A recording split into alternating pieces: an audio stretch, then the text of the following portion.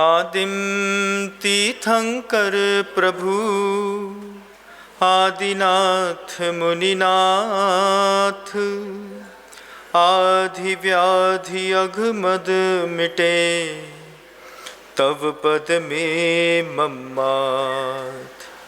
चरण शरण है आपके, तारण तरण जहाज। भवदधि तट तक ले चलो, करुणा कर जिन राज। बोले अहिंसा परमो धर्म की जय। भगवंत गुरुदेव श्री विद्यासागर जी मुनि महाराज की, देवादिदेव अक्षयकारी श्री अजितनाथ जी भगवान की, समस्त मुनि संघ की।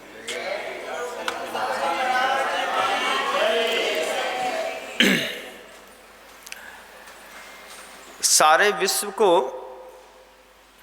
घूम करके आइए, पूरा विश्व घूम लीजिए।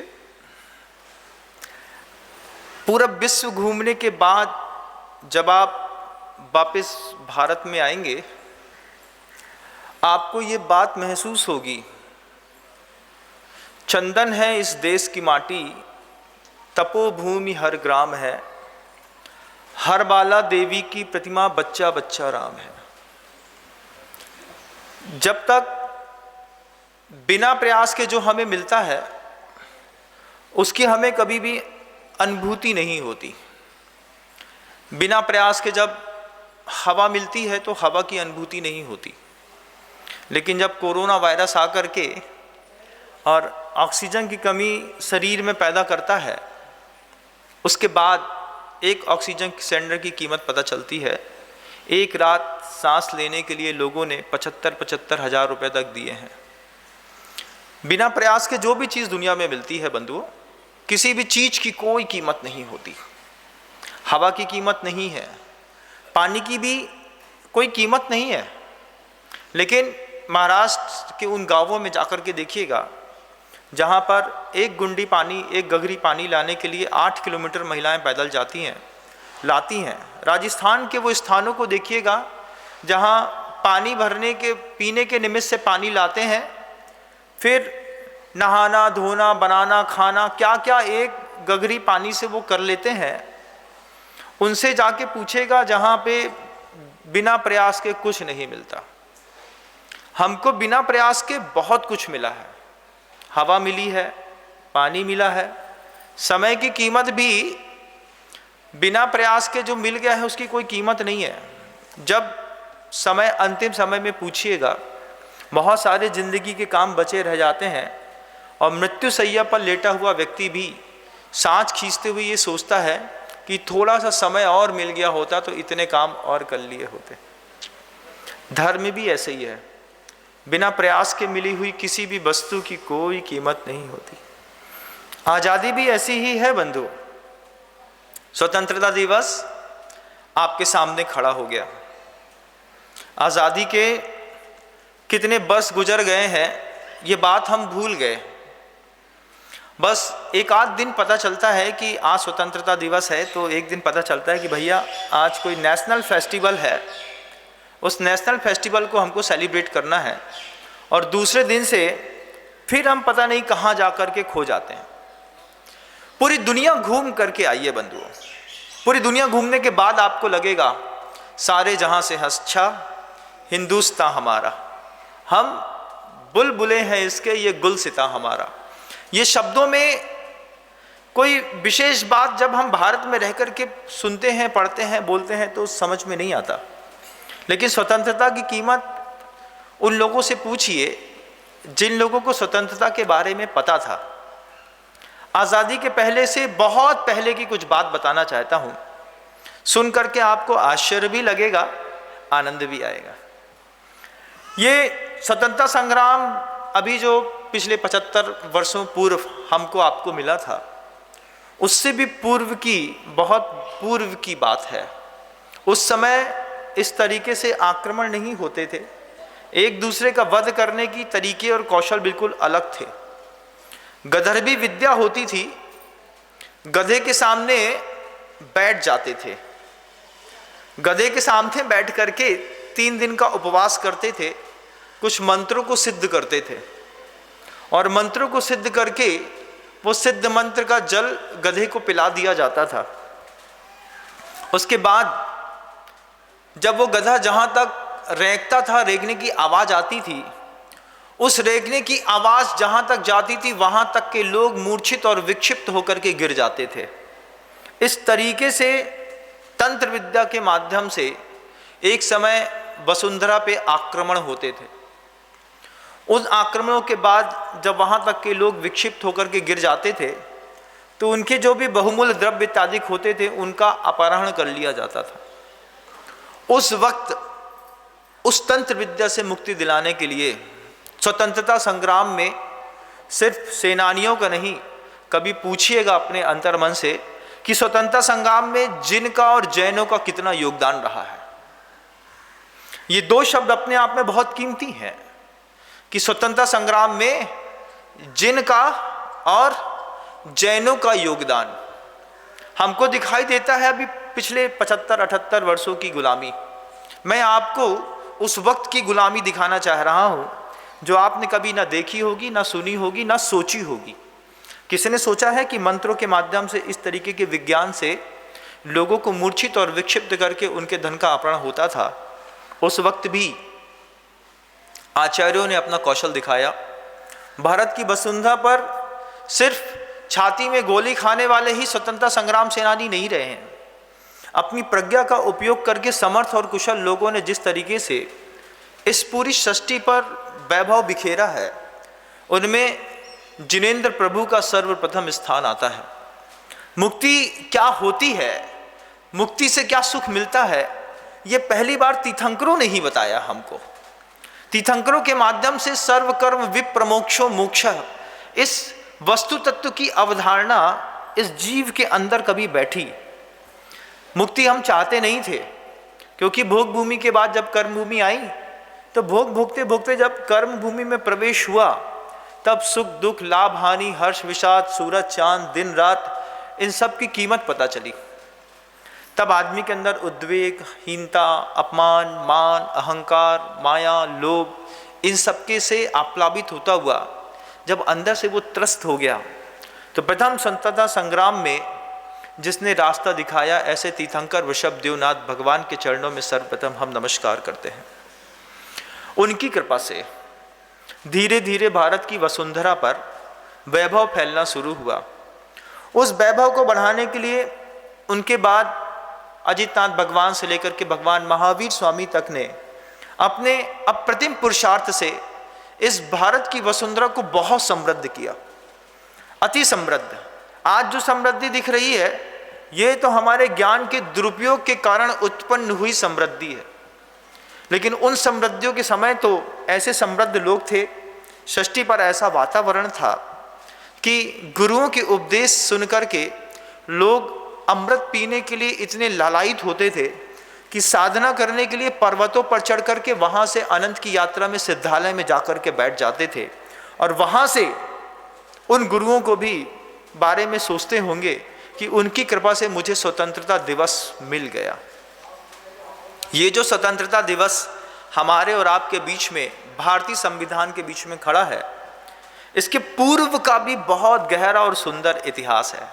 स्वतंत्रता संग्राम में जिन और जैनियों का योगदान, तीर्थंकरों का क्या योगदान रहा है स्वतंत्रता संग्राम में, कभी शांत भाव से समझिएगा।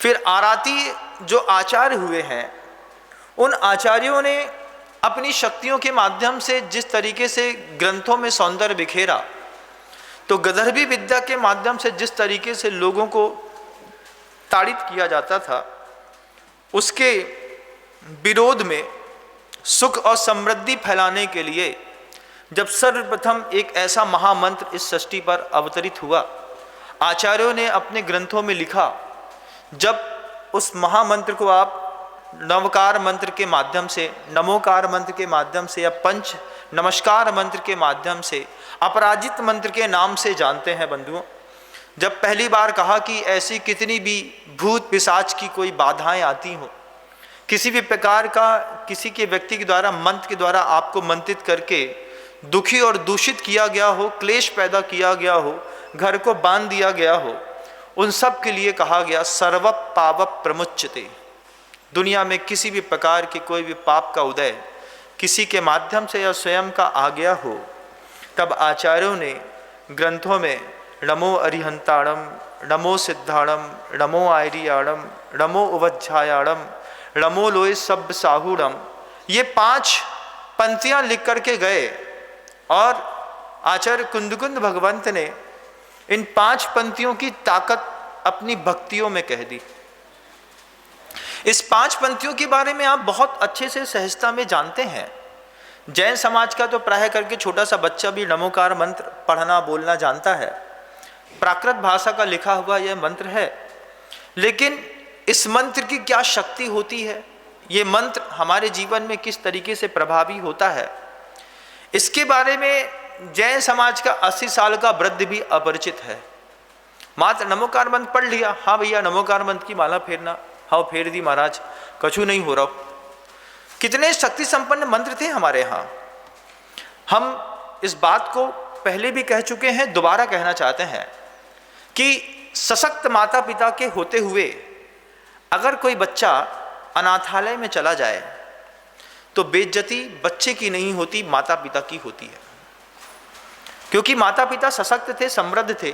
आपके होते हुए कोई बच्चा अनाथालय में कैसे चला गया, बेइज्जती माता पिता की होती है। और हमने अपने मन के अंदर इतनी गहरी धारणाएं बना ली हैं। पिछले 50-70 वर्षों में ये धारणाएं बनाई गई हमारे मस्तिष्क पे। हमारे भगवान वीतरागी हैं। वीतरागी हैं तो वो कुछ करेंगे नहीं, वो कुछ लेंगे नहीं, वो कुछ देंगे नहीं, कुछ होगा नहीं। तो फिर संसारी व्यक्ति जो जीना चाहता है, संसारी व्यक्ति जो समृद्धि चाहता है, जिसके अंदर मुक्ति की कांक्षा नहीं है लेकिन अपना संसार संभालना चाहता है, वो जब आपके दिमाग में ये भूसा भर दिया गया कि हमारे भगवान वीतरागी हैं, हमारा गुरु वीतरागी है, हमारे शास्त्र वीतरागी हैं, उसके बाद तो वो बात ही खत्म हो जाती है। अब हमको कोई दुख होगा तो हमारे मन के अंदर ये बात बिल्कुल गहरी बैठी है कि हमारा भगवान वीतरागी है तो वो तो कुछ देगा नहीं। तो फिर हम कहीं पे जा करके एक चादर चढ़ा करके आते हैं, फिर कहीं पे जा करके हम अलाव कूदते हैं, फिर कहीं पे जा करके हम किसी का कोई झंडा उठा करके उसके जलसे पे निकलते हैं, क्योंकि हमारा भगवान तो वीतरागी है। अब जब हमारा वीतरागी है तो उससे तो कुछ मिलेगा नहीं। फिर क्या मिलेगा मंदिर में जाकर के? मुक्ति का रास्ता, साधना का रास्ता हमें चाहिए नहीं। गृहस्थ बोलता है हमें मुक्ति नहीं चाहिए। मुक्ति साधु के लिए बहुत अच्छी चीज है। वो जिसकी इच्छा होगी मुक्ति की वो जाए मंदिर, वो करे पूजा भगवान की। हमको मुक्ति नहीं चाहिए है और हमारा भगवान वीतरागी है, हमारा गुरु वीतरागी है, हमारा शास्त्र वीतरागी है। अब जब तीनों वीतरागी मिल गए और जिसको आपके राग द्वेष से कोई मतलब ही नहीं है, फिर ऐसे मंदिरों में जा करके अपने को क्या मिलेगा? कभी अंतर मन से सोचिएगा। स्वतंत्रता की इच्छा करने वाले लोग अलग होते हैं, लेकिन संसार संभालने वाले लोग बिल्कुल अलग हुआ करते हैं बंधुओं।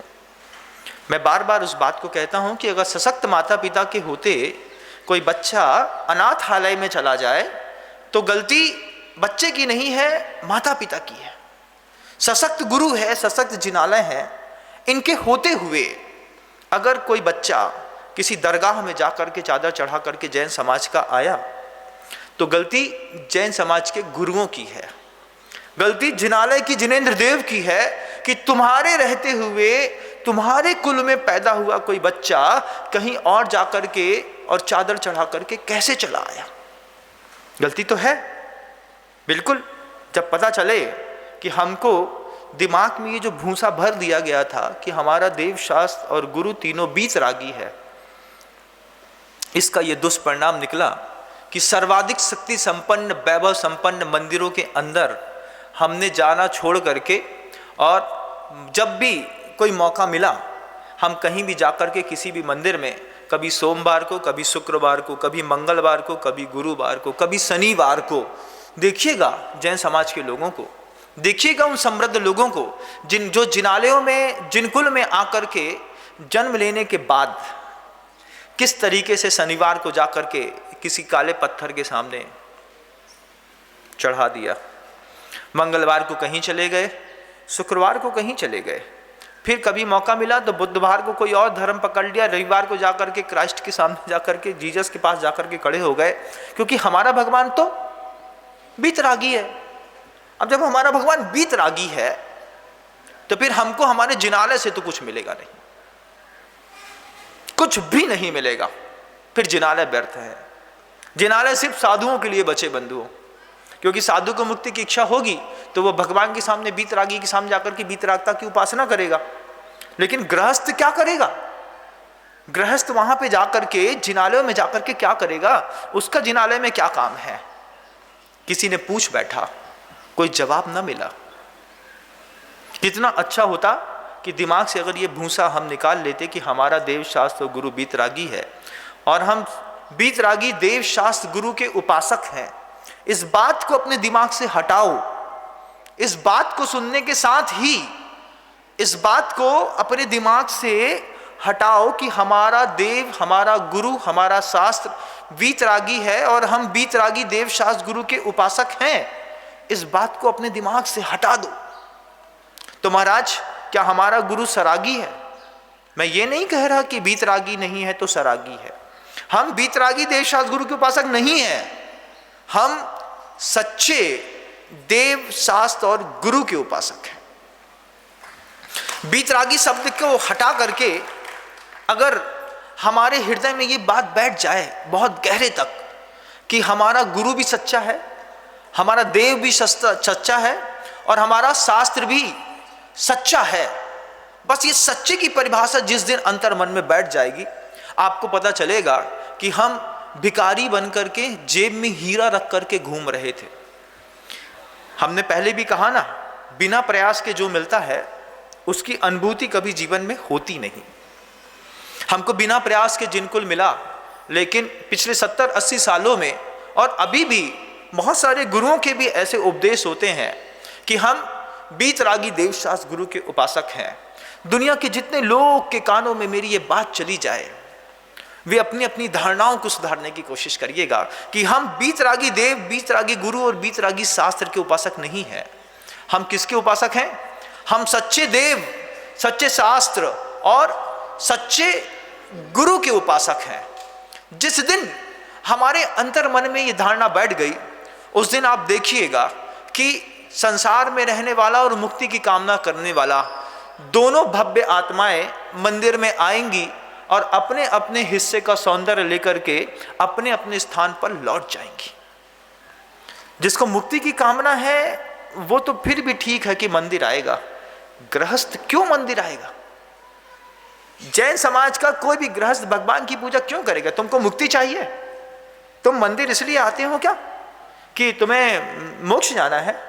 नहीं महाराज, मोक्ष जाने के लिए मंदिर नहीं जाते। तो मंदिर किस लिए जाते हो तुम? शांति धारा करते हो, अभिषेक करते हो, पूजा करते हो, जिन बिंब का निर्माण करते हो। मुक्ति की इच्छा नहीं है। संसार में दो प्रकार के जीव होते बंधुओं, संसारिणो मुक्ताश्च। संसारी जीव भी होता है और मुक्त जीव भी होता है। जो संसारी जीव होता है वो अपने संसार को संभालने के लिए मंदिर आता है। आरोग्य, ऐश्वर्य, रिद्धि, सिद्धि, अतिकामम, बलिकामम, छिन्न छिन्न, भिन्न भिन्न। पूरे पूरे ऐश्वर्यम, पूरे पूरे आरोग्य, पूरे पूरे कुरु कुरु, सब आप करते हैं शांति धारा में। मंदिर आकर के क्या किया है हमने? अपने संसार को संभल जाए मेरा संसार। मुक्ति की इच्छा तो जब किसी दीवशास्त्र गुरु की कृपा से अंदर होगी, वैराग्य का भाव पैदा होगा, तो फिर तपस्या करने के लिए भी मंदिर नहीं आना पड़ेगा, जंगल जाना पड़ेगा। मुक्ति की आकांक्षा रखने वाले लोग सिंह के साथ तो रह सकते हैं, लेकिन मनुष्य के साथ नहीं रहते। तीर्थंकर को देख लीजिएगा, कितना सरल और सहज हो गया हमारे जीवन का सौंदर्य जिस दिन हमने ये बात अंतरंग में उतार ली कि हमारा देव, हमारा गुरु और हमारा शास्त्र तीनों सच्चे हैं। अब सच्चे शास्त्र की परिभाषा देखो, सच्चे गुरु की परिभाषा देखो, सच्चे देव की परिभाषा देखो। देखो आप रत्नकंटक शावकाचार में आचार्य समंतवत भगवंत ने शुरुआत के पन्ने पे ये बात लिख दी। लिख करके हमको समृद्ध कर दिया।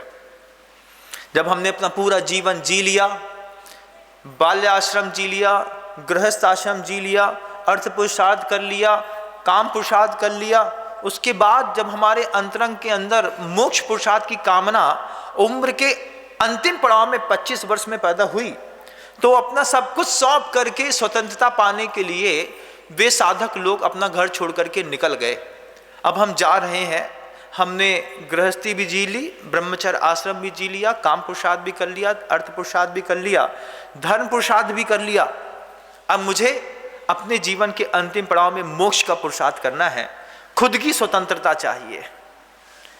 वक्त पर रिटायरमेंट से पहले सब कुछ सौंपता है और निकल लेता है। लेकिन हमारा एक देश का इतना बड़ा, धर्म का इतना बड़ा, गुरुओं का इतना, क्या कहें हम, कि धर्म का इतना बड़ा दुर्भाग्य रहा है कि हमने ऐसी गहरी धारणा बना ली कि सब कुछ बीतरागता है। बीतरागता सब कुछ नहीं होती बंधु। अगर बीतरागी गुरु के दर्शन करना है तो 6वें 7वें गुणस्थान वाले जो मुनि महाराज आपके सामने दिखाई देते हैं, ये सब सरागी संज्ञा में आते हैं। जब तक 10वें गुणस्थान में सूक्ष्म लोभ का त्याग नहीं हो जाता, उसके पहले किसी श्रमण को बीतरागी संज्ञा नहीं मिलती। तुम्हारा गुरु बीतरागी नहीं है। तुम्हारे गुरु को तुम्हारे दुख को देख करके दुख होता है, तुम्हारे सुख को देख करके भी वो कभी कभी प्रसन्न हो जाते हैं, प्रयास करते हैं बीतरागता में रहने का, लेकिन छद्मस्त हैं। छद्मस्त का मतलब ही है कुछ ढका हुआ है, कुछ खुला हुआ ज्ञान है। तो ढके हुए ज्ञान से ढक जाती है अंतर आत्मा, खुले हुए ज्ञान से प्रकाश थोड़ा थोड़ा बाहर प्रस्फुटित होता रहता है। जब उन गुरुओं को लगा, उन छद्मस्त गुरुओं को लगा जो आपके सच्चे गुरु थे, जिनकी साधना सच्ची थी, जिनके परिणाम अच्छे थे, और जो आपके लिए परोपकार, विश्वोपकार, चातुर्या शब्द लिखा है आचार्यों ने कि वो कैसे गुरु थे हमारे सच्चे गुरु, कि पूरे विश्व के ऊपर उपकार करने में चतुरे थे। इतने चतुरे थे कि उनको लगा कि तुम्हारे घर तक हम पहुंच नहीं पाएंगे और हम चले जाएंगे।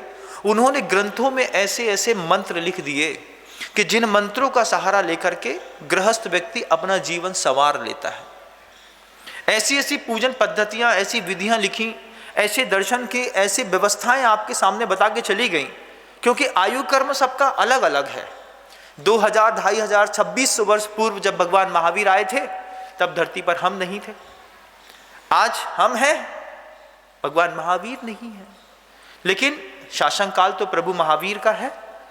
अब हमको 2600 वर्ष पुराने उन महावीर भगवंत के मुख से निश्चित देशना से अगर अपना जीवन समृद्ध करना हो तो सहारा महावीर का नहीं, भगवान महावीर की देशनाओं के माध्यम से ग्रंथों का लेना पड़ता है। और ग्रंथों में बहुत कुछ लिखा है। सिर्फ 1-2 गाथाएं आपके मत को पुष्ट करने वाली लिखी हैं ऐसा नहीं है। कुछ गाथाओं में वीतरागता की पूजा की है, लेकिन आचार्यों ने किसी भी ग्रंथ को लिखते वक्त सिर्फ 2 गाथाएं तो नहीं लिखी ना, पूरा ग्रंथ लिखा। 400, 800, 1200, 1500, 2000, 2500 कितनी कितनी गाथाएं लिखी। मतलबी लोगों ने अपने मतलब की 4 गाथाएं निकाली और पूरी दुनिया के दिमाग में वो बात भरनी शुरू कर दी। बीतरागी देव, बीतरागी गुरु, बीतरागी शास्त्र, मारो तो बीतरागी गुरु पासक है, मनो तो कई छे, मने कई आवो छे, बता दिया। हमने सुन भी लिया, भोले थे ना हम इतने भोले थे कि हम उनने कहा और हमने मान लिया। आज पूरा विश्व इस धारणा को बदले। हमारा गुरु वीतरागी नहीं है। हमारे शास्त्र सिर्फ वीतरागता का अगर पोषण कर रहे होते तो रत्नगणक शावकाचार्य के 35 शावकाचार्यों को लिखने के लिए कोई बात नहीं होती।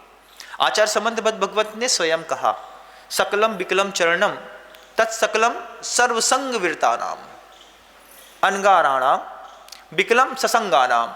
2 प्रकार का चारित्र है, 2 प्रकार का धर्म है, 2 प्रकार की जीवन शैली है।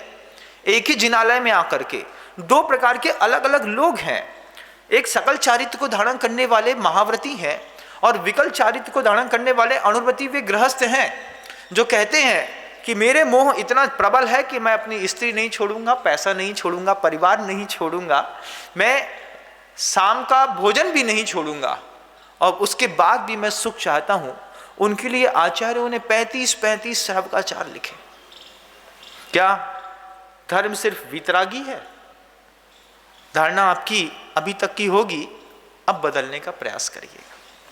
फिर अगर हमारी धारणा इतनी पवित्र अंदर तक वो बात बैठ जाए कि हम सच्चे गुरु, सच्चे देव और सच्चे शास्त्र के अनन्य भक्त हैं, अनन्य, तो फिर आपको समझ में आएगा कि जिनालय इतने समृद्ध हैं, कि जिनालय इतने शक्ति संपन्न है, आपके माता पिता सब संपन्न हैं।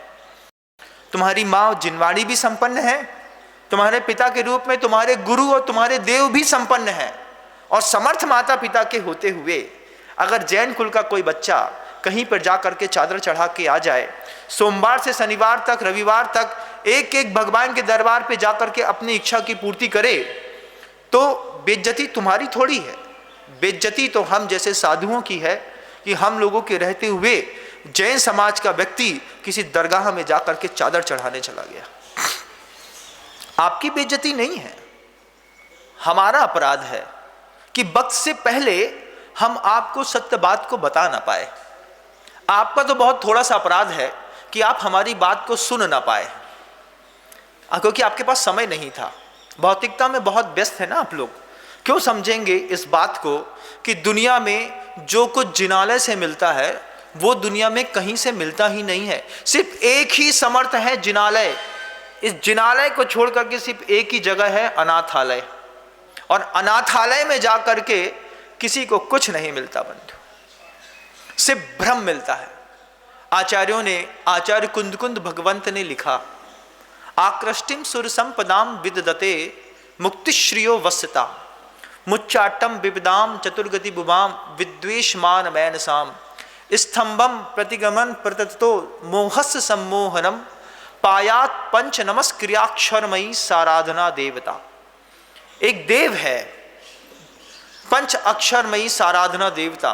वो जो नमोकार मंत्र हमने आपको बताया, नमो अरिहंताणम, नमो सिद्धाणम, नमो आयरियाणम, नमो उवज्जायाणम, नमो लोई सब्ब साहूणम, ऐसो पंच नमो यारो सब पावप पणासनो मंगलाणंच सब्बे सिंह पणमम हवई मंगलम।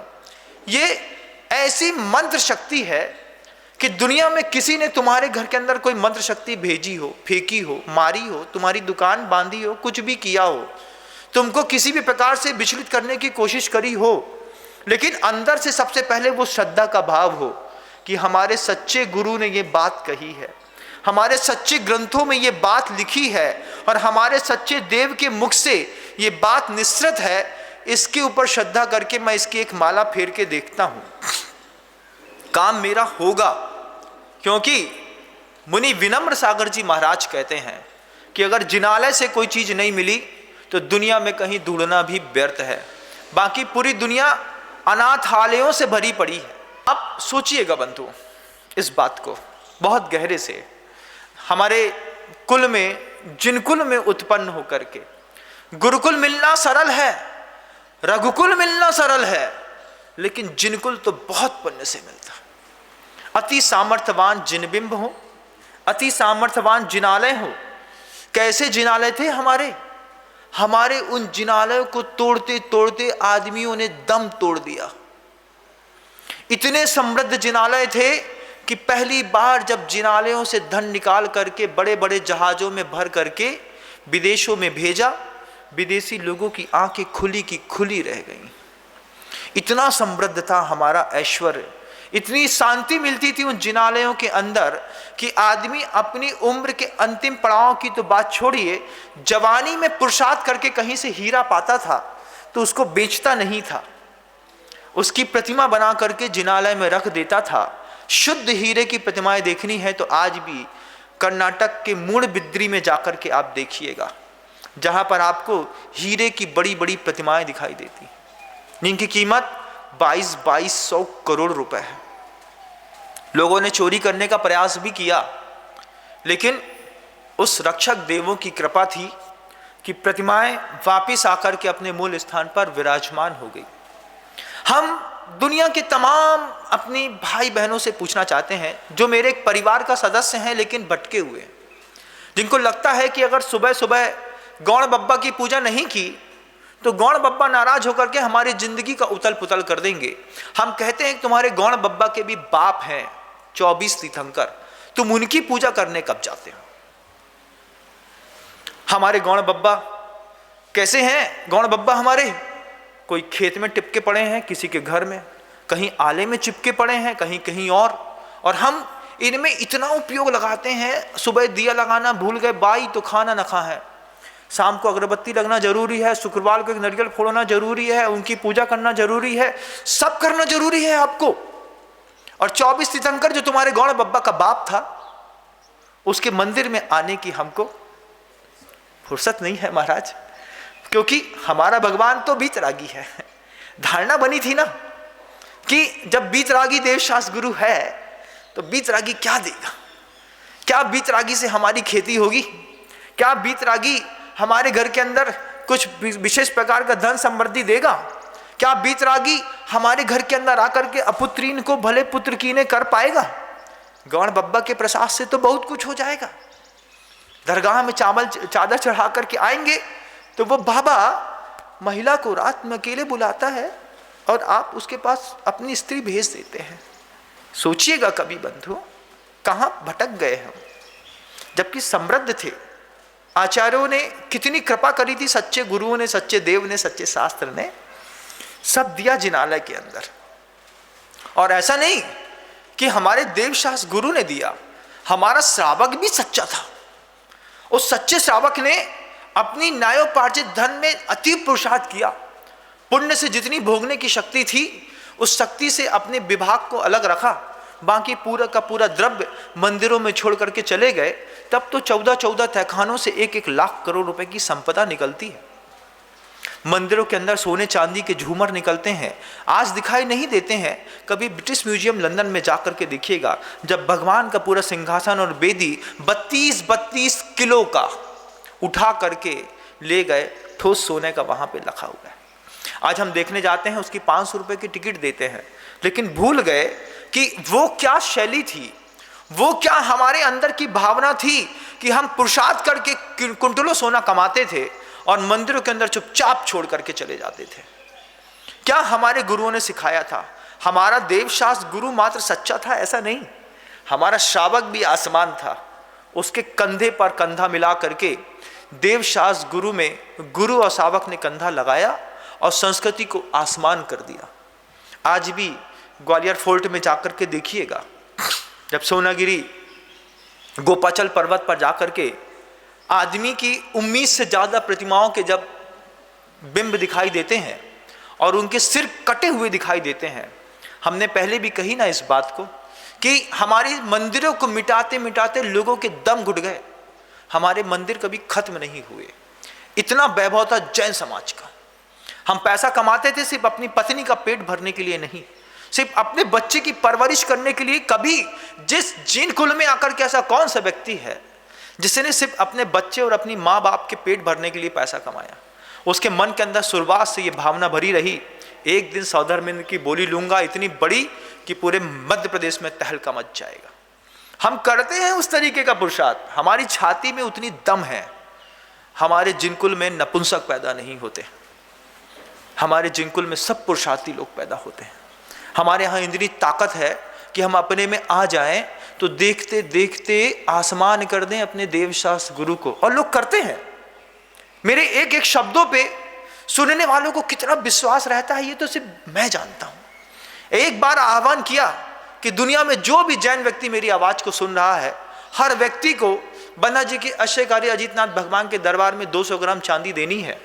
एक बार में पूरी दुनिया के लोगों ने सुना बंधुओं, और आज चांदी के आने का तांता लगा हुआ है। ये आपके सच्चे पुरुषार्थ और सावक होने की एक बहुत बड़ी पहचान है। आप चूक गए हैं तो अपने उस कर्तव्य को भूल मत जाइएगा, क्योंकि षष्ठी पर एक अभिनव महावीर गुरुदेव श्री विद्यासागर जी मुनि महाराज, जिनकी दूरगामी दृष्टि में ये बात जब पैदा हो गई है कि मुझे यहाँ पर एक रजत जिनालय श्रावकों के माध्यम से निर्मित करना है, तो उन गुरुदेव की आकांक्षाओं की पूर्ति करना, उनकी भावनाओं को आकार देना आप जैसे छोटे छोटे और बड़े बड़े श्रावकों का सबका कर्तव्य बनता है। छोटा सा बच्चा जो पेट में है ना, उसके नाम से भी बंधा जी के अजितनाथ भगवान के दरबार में उनकी राशि पहुंच जाए। हमने बस इतना ही कहा, हमने कहा खुद देने आओ बंधा जी, अपने हाथ से 200-200 ग्राम की चांदी काटो, खुद देने आओ। लोग आते हैं मेरे हाथ में दे जाते हैं, मैं उनसे कहता हूँ भैया कमेटी में जमा करो, क्योंकि भावनाएं हैं बहुत जल्दी आकार लेती हैं। बहुत समृद्धि है हमारे यहाँ, बहुत ताकत है, हमारा भगवान बहुत समृद्ध है। हमको दुनिया में किसी के दरबार में माथा टेकने की कोई जरूरत नहीं है। हमारा भगवान भिखारी होता तो फिर हम सोचते कि हम कहीं और माथा टेकें और अपने घर को समृद्ध करें। लेकिन कविवर ज्ञानत राय जी बोल के गए, अपुत्रीन को तू भले पुत्र कीने, दरिद्रीन को द्रव्य के दान दीने, महासंकटों से निकाले विधाता, तू ही सर्वदेही तू ही कामदाता। ये सब बातें अगर बेमानी है और गुरु बीतरागी है तो किताबों को ढूंढ ढूंढ करके इन पंक्तियों को फाड़ करके फेंक दो। लेकिन अगर सच्चे देव, सच्चे गुरु और सच्चे शास्त्र के शब्दों पर विश्वास है तो फिर सच्चे मंत्रों की, सच्चे गुरुओं की सही सम्यक रीति से आराधना करके देखो, ऐसा कौन सा दुख है संसार का जो दूर नहीं होता।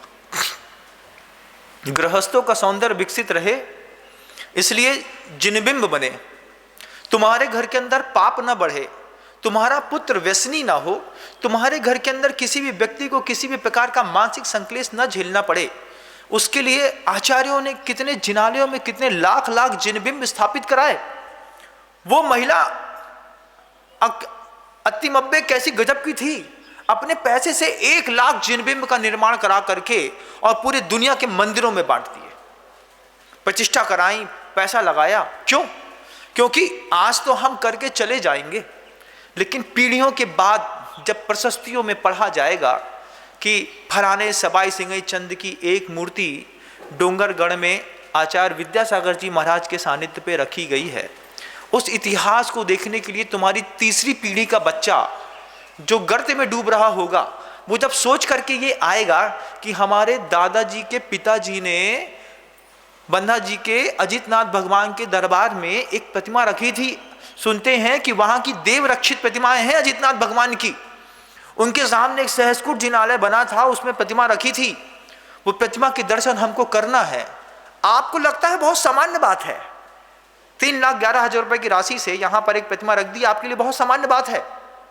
लेकिन आप असामान्यता इसकी देखिएगा, जब आपकी जाने के बाद तीसरी पीढ़ी का बच्चा इस सहस्कुट जिनालय में आकर के अपने दादाजी के हाथ की रखी हुई प्रतिमा के दर्शन करके पहली बार माथा टेकेगा और सम्यक दर्शन को प्राप्त करेगा, अपने संसार को उच्छेद करने के कारणों को सोचेगा, तब आपको अगली पर्याय में सुख होगा कि हमने अपनी पूरे की पूरे पूर्वजों का मान रखते हुए आगे आनी पीढ़ी को संभाल लिया। कहते हैं ना, इतना धन है महाराज हमारे घर में 7 पीढ़ियां बैठ करके खाएं तो कम ना होगा। वो धन वो तुम्हारे घर के अंदर गोबर वाला है, असली धन तो वो है जो तुमने धन जिनालय में स्थापित कर दिया। बोला इतना धन है महाराज हमारे यहाँ कि 7 पीढ़ियां भी बैठ करके खाएं तो कम नहीं होगा। ऐसे जिनालयों की जिनबिंबों की हमने निर्माण किया है और अपनी पीढ़ी को संस्कारित करने के लिए इस तरीके के महती पुरुषार्थ को करके हम सृष्टि को छोड़ करके चले गए। हमारी धारणाएं, हमारे विचार बिल्कुल अलग हैं। आपको अपने हिसाब से अपने जीवन को जीना है, ठीक बात है, लेकिन अगर आपने सोचा कि सच्चे देव, सच्चे शास्त्र, सच्चे गुरु की बात मान करके हम अपने आने वाली पीढ़ियों का सौंदर्य विकसित कर सकते हैं, तो मात्र एक बात जिनालयों की सुरक्षा के साथ कर सकते हैं। स्वतंत्रता संग्राम में जिनों का और जैनियों का जबरदस्त योगदान रहा है।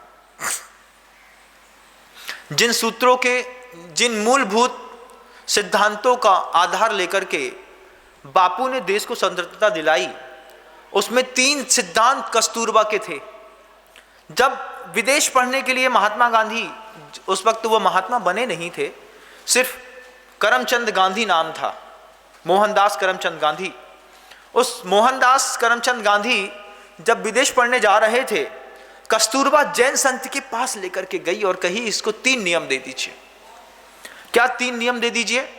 कि मांसाहार कभी नहीं करेगा, कभी भी विदेश में जाकर के शराब नहीं पिएगा और पर स्त्री का गमन नहीं करेगा।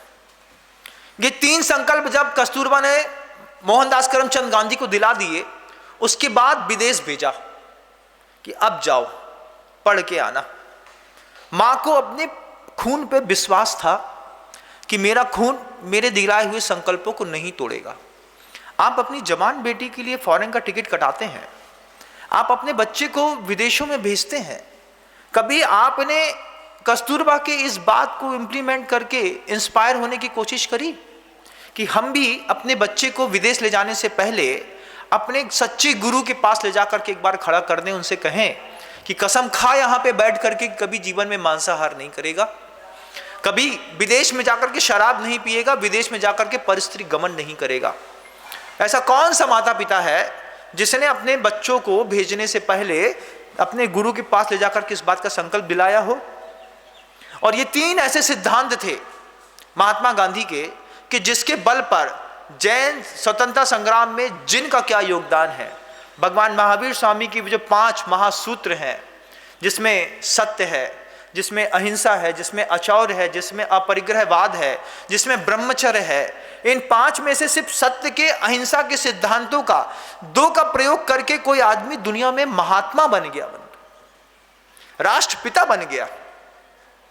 सोचिए आप, क्या स्वतंत्रता संग्राम में जिनका कोई योगदान नहीं, जैनियों का कोई योगदान नहीं? कभी किताबों को उठा करके देखिएगा।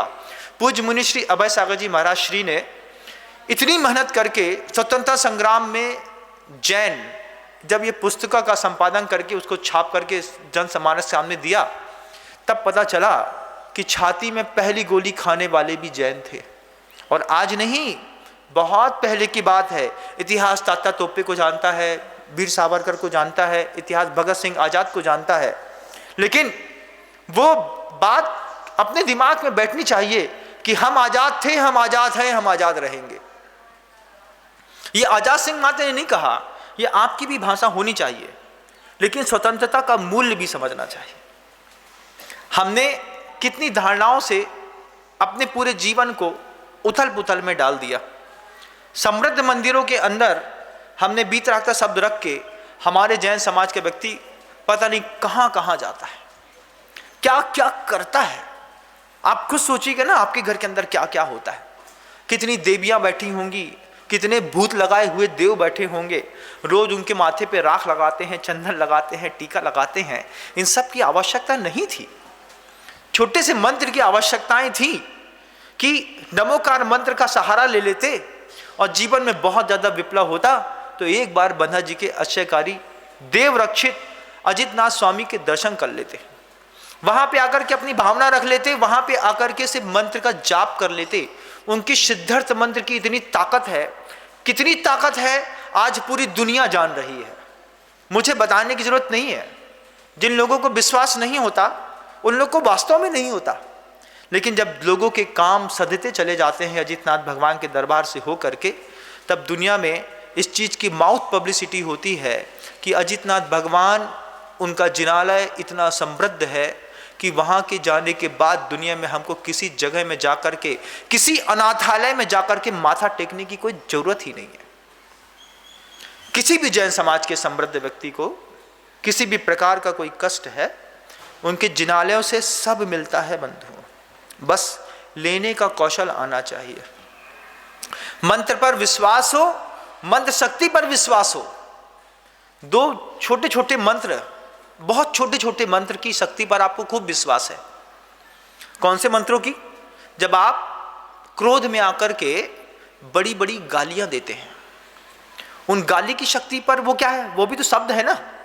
उस शब्द पे कितना विश्वास है आपको कि इस शब्द को बोलेंगे और सामने वाला तमा जाएगा। हमको भी कुछ मंत्र की शक्तियों पे विश्वास है कि हम बोलेंगे और सामने वाला गमा जाएगा। उसको लगेगा। जब आपके लिए कोई साधु प्रार्थना करता है, जब आपके लिए कोई साधु अपने मुख से शांति धारा कहता है, करता है, उस शांति धारा को सामान्य मत समझिएगा। बिना प्रयास के बहुत कुछ मिला है हमको जीवन में। हम कीमत भूल गए बहुत सारी चीजों की। हमको लगता है सब सरल है महाराज, जैसे आप हैं ऐसे अंधेर नजरी चौपट राजा, टका शेर भाजी, टका शेर खाजा। लेकिन टका सेर भाजी और टक्कर सेर खाजा अंधेर नगरी में हो सकता है, लेकिन जागरूकों की नगरी में ऐसा होता नहीं। जागरूक व्यक्ति तो समझता है कि भाजी की कीमत अलग है और खाजे की कीमत अलग है, और भाजी से मिलने वाली ताकत अलग है और खाजे से मिलने वाली शक्ति का कोई हिसाब नहीं है। दोनों की ताकत समझदार व्यक्ति समझता है। हमारे जिनालय हमेशा से हर चीज में समृद्ध रहे, बस हमको जिनालय से लेने का कौशल पता न चला। हमारे दिमाग में बार बार बार बार बार बार हर बार एक भूसा भरा, हमारा गुरु बीतरागी है, हमारा देव बीतरागी, हमारा सास बीतरागी है। हम बेचारे परेशान। अब हमारा गुरु देव सास गुरु बीतरागी और हमारी माँ को तकलीफ है। अब हम क्या करें? चलो भैया, वो पड़ोसी के घर के सामने एक आला बना है, उस आले में एक अगरबत्ती लगाते हैं।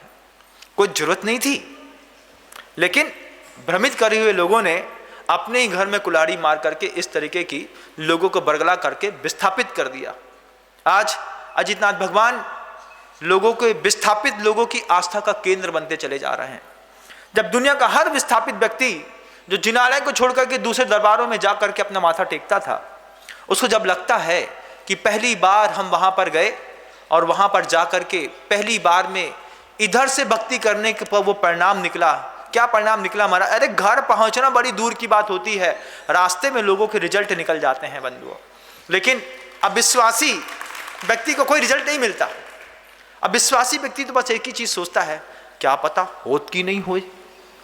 बात तो सही है भैया, तुम कभी बंधा जी के ऐसे कार्य जितना भगवान के दर्शन किए नहीं, दरबार में आए नहीं, तुमने कभी क्षेत्र की बरगड़ाओं को महसूस नहीं किया, तो तुम्हारा अविश्वास में होना जायज है। तुम गलत नहीं हो, तुम्हारा अविश्वासी होना जायज है। लेकिन मैं कहना चाहता हूं कि एक बार स्वयं आकर के एक बार अजितनाथ भगवान का प्रभाव अपनी आंख से देखो। उस दिन तुम्हें लगेगा कि भगवान हमारे इन समृद्ध जिलाओं को छोड़ करके हम क्यों अनाथालयों में जा करके अपना माथा टेकते रहे। ये हमारा भ्रम था, बहुत बड़ा भ्रम था। हम सच्चे देव, सच्चे सास, सच्चे गुरु के उपासक है। हमारा गुरु, हमारा सास, हमारा देव जिस दिन बीतरागी हो गया, उस दिन निकम्मा हमारे किसी काम का नहीं है। बीतरागी गुरु से क्या मिलेगा बताओ आप? किसी गुरु के पास जाइए, वो हाथ पर हाथ धर के पद्मासन लगा करके आंख बंद करके बैठा है, शांत मुद्रा, वीतरागी, नग्न मुद्रा, दृष्टि नासा पे धरे बैठा है। तुम जाओ करो, उदक चंदन तंदुल पुष्प कई चरु सुदीप सुदूप फलार्घ्य कर। वो आंख ही नहीं खोल रहा, वो तुमसे बात ही नहीं कर रहा है, वो तुमको मुस्कुरा के आशीर्वाद भी नहीं दे रहा है, वो तुम्हारे दर्द को सुन भी नहीं रहा है। वो तुम्हारे किस काम का है? 5 मिनट तक खड़े रहोगे, दोबारा कसम खा लोगे, फालतू में इतना बड़ा सुन के गए थे, आंख तक तो खोली नहीं, बात तक तो भई नहीं, हमारे दर्द सुने नहीं महाराज ने। फिर काय के बे कैसे ए भाई हम दोबारा न जे हैं। तो तुमको क्या बीतरागी गुरु चाहिए? बीतरागी गुरु नहीं चाहिए, हमको सच्चा गुरु चाहिए। वो गुरु जो ईमानदार हो और ईमानदारी से हमको हमारी सौंदर्य को विकसित करने का रास्ता बताता हो। ऐसे सच्चे गुरु की तलाश है। सच्चा गुरु ढूंढिए बंधुओं। हमारे जिनालय में सब है, सब। हमको किसी अनाथालय में जाने की कोई भी जरूरत नहीं है। हम उन भटके हुए लोगों में शामिल हैं कि जिनको 2, 4, 5, 7, 10 शब्दों को सुना करके बार बार सुन करके ऐसी संज्ञाओं को मन के अंदर धर दिया है कि बस जब भी कोई पूछे तो वही शब्द निकलता है। जैसे कोई कुछ पूछे तो उसका नाम पप्पू ही निकलता है। आप उसको पप्पू क्यों कहते हैं? किसी को भी आप पप्पू कहते हैं ना, उसका नाम भी तो होगा ना कुछ, लेकिन आप उसको पप्पू ही कहते हैं। क्यों? क्योंकि नाम रख दिया महाराज, आदत पड़ गई। जिन मूलभूत सिद्धांतों के बल पर प्रभु महावीर ने सिद्धांत दिए और उन सिद्धांतों का अनुसरण करके महात्मा गांधी स्वतंत्रता प्राप्त की, वो स्वतंत्रता दिलाने वाले महात्मा गांधी की उस पुस्तक को जरूर पढ़िएगा जो उन्होंने मेरे जीवन में सत्य और अहिंसा के प्रयोग, सत्य के प्रयोग पुस्तक को पढ़िएगा। उनमें ऐसे ऐसे अनुभव हैं कि मांसाहार का त्याग करा करके, शराब का त्याग करा करके, परिस्थिति गमन का त्याग करा करके महात्मा गांधी को कस्तूरबा ने कितना बचाया, स्वतंत्रता दिलाई उन मूलभूत सिद्धांतों के ऊपर। आज हम उन मूलभूत सिद्धांतों को खो करके स्वतंत्रता दिवस मनाने का पुरुषार्थ कर रहे हैं। गालों में तिरंगा लगा लेते हैं, एक माथे पे लगा देते हैं, एक मोटी गाड़ी डार्क स्किल से कुछ अपने आप को रंग पोत लेते हैं, सुबह एक झंडा लेकर के घूमने के लिए एक रैली निकाल लेते हैं, इसके मात्र से आप स्वतंत्र नहीं हो गए बंधु। स्वतंत्रता संग्राम में सबसे पहले जिन का योगदान देखिएगा। अगर जिन ना होते, अहिंसा और सत्य के प्रयोग ना होते, अहिंसा सत्य के प्रयोग ना होते, तो मोहनदास करमचंद गांधी कभी महात्मा गांधी बन ना पाता। महात्मा गांधी को महात्मा गांधी बनाया भगवान महावीर के सिद्धांतों ने। दुनिया जानती है, उन्हें खुद लिखा है अपनी पुस्तकों में। बायोग्राफी पढ़िए कभी महात्मा गांधी की, कि मेरे जीवन पर महावीर का जितना प्रभाव है, इतना प्रभाव विश्व में किसी का नहीं पड़ा। वो खुद लिख के गए इस बात को। आज हम सोचते हैं कि हम कैसे अपने जीवन की इस स्वतंत्रता दिवस को मनाएंगे। आचार्य भी कहते हैं कि इन 3 नियम का फॉलो करने की कोशिश करिएगा। हमारे यहाँ मांसाहार के त्याग, ये मूलभूत सिद्धांत थे स्वतंत्रता संग्राम के। आज भी आप बंधे हैं तो सिर्फ 3 चीजों से बंधे हैं। आप शराब से, कबाब से और शबाब से बंधे हैं बंधुओं। किसी भी मानस के दिल के ऊपर जब भी वो बड़ा होता है, ये 3 चीजें ही भारी पड़ती हैं, पूरे पुरुषार्थ को मटिया मेट कर देती हैं। इसलिए तो रेस्तरां आबाद हैं, इसीलिए कैबरे कैफे आबाद हैं, इसीलिए जुआ खेलने के स्थान आबाद हैं और जिनालय बर्बाद हैं। जिनालयों में भीड़ दिखाई नहीं देगी, शाम को मदिरालयों में खूब दिखाई देती है। क्यों दिखाई देती है? मूलभूत सिद्धांत से च्युत होती हमारी संस्कृति है। बिना प्रयास के मिली हुई हर चीज बेमानी होती है। जिन लोगों ने हमारे लिए छातियों में गोलियां खाई थी, क्या ये सोच करके खाई थी कि हम यहां पर ऑनलाइन रमी खेलेंगे? 3-4 महीने तक ऑनलाइन रमी का गेम बंद था बंधुओं। अभी तक पिछले 8-12 दिनों से फिर शुरू हो गया। जिस दिन से शुरू हो गया उस दिन से घरों की चोरियां बढ़ गईं। कैश यहां से वहां, पिता का यहां से वहां जाना शुरू हो गया। क्या जुआ खेलने के लिए भगत सिंह आजाद ने छाती पे गोली खाई थी? क्या ये सोच करके महात्मा गांधी ने यहां पर 2-3 गोलियां खा के चले गए कि मैंने जीवन भर अहिंसा के सिद्धांत का पालन किया है, अब यहां पर आने वाले लोग औषधियों, जीवन रक्षक दवाइयों पर रिसर्च कम करेंगे और बंदूक बनाने की टेक्निक ज्यादा डेवलप करेंगे? ये सोचा था क्या कभी महात्मा गांधी ने?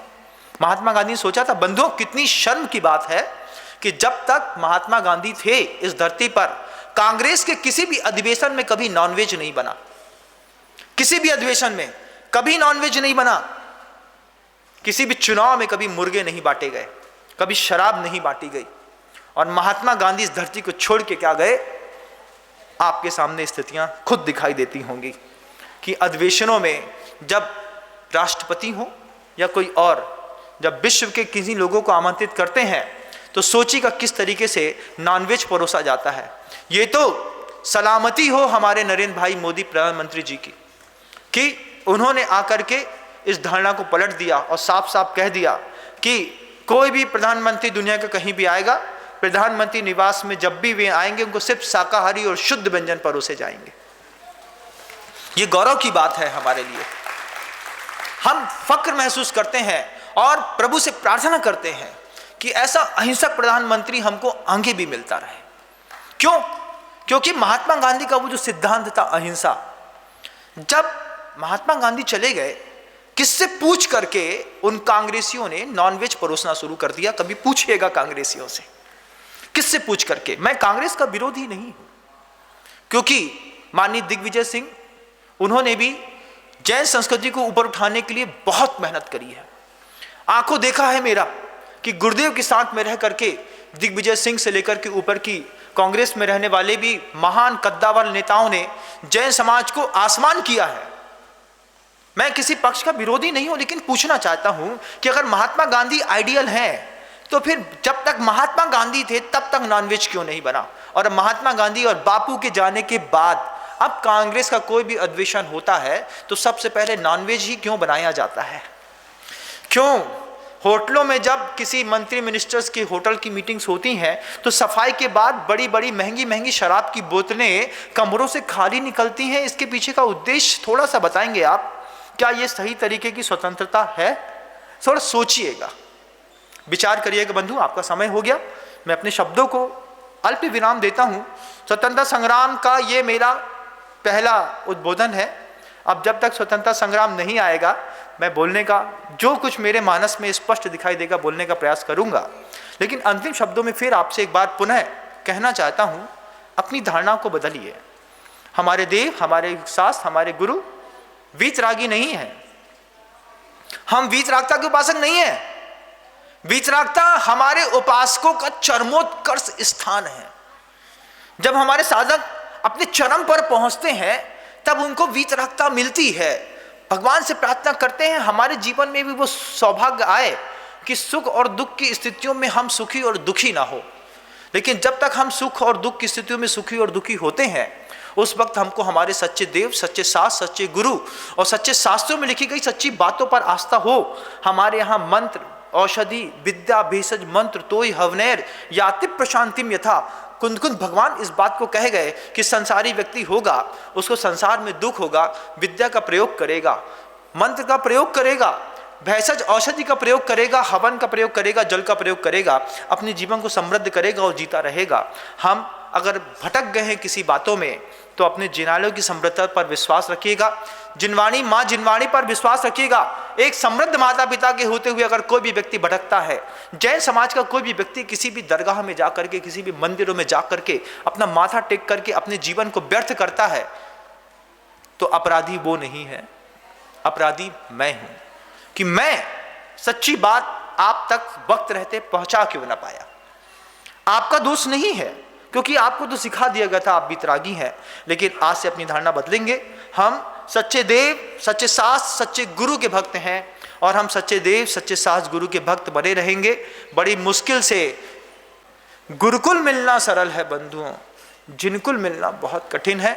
अपनी समृद्धता को आप नया आयाम दें, अपने उस निस्वार्थ पने को अपने जीवन में आकार दें। एक बार पुनः दुनिया के सारे लोगों से कहना चाहता हूं कि अगर पुरुषार्थ में दम हो, ताकत हो और खुद के ऊपर पुण्य पे विश्वास हो तो हर माँ बहन को जितने भी पायल बिछियां आपकी फालतू पड़ी हुई हैं पैक करके बंधा जी के अक्षय कार्य जितना भगवान के दरबार तक भेजने का प्रयास करिएगा। दुनिया में किसी से कुछ बोलना नहीं पड़ेगा। जैन समाज की माँ बहनों के पास इतनी संपत्ति है कि आचार सी की भावनाएं जरा सी बात में पूरी हो जाएंगी। आप अपनी समृद्धि को बनाने की कोशिश करिएगा। मैं आपका यहाँ पर इंतजार करूँगा दीपावली तक। आप यहाँ पर आएँ और आने के बाद इस क्षेत्र को विकसित करने पर अपना सहयोग प्रदान करें, अपने शासन को उन्नत करें और अपने जिनालयों की कीमत समझें। इन्हीं भावनाओं के साथ शब्दों को विराम देता हूं। गुरुदेव श्री विद्यासागर जी महाराज की। जा वाणी के ज्ञान से सूझे लोकालोक, सो वाणी मस्तक नमु सदा देत हूँ धोक। हे जिनवाणी भारती तो हे जपो दिन रैन, जो तेरी शरणागहे सो पावे सुचैन।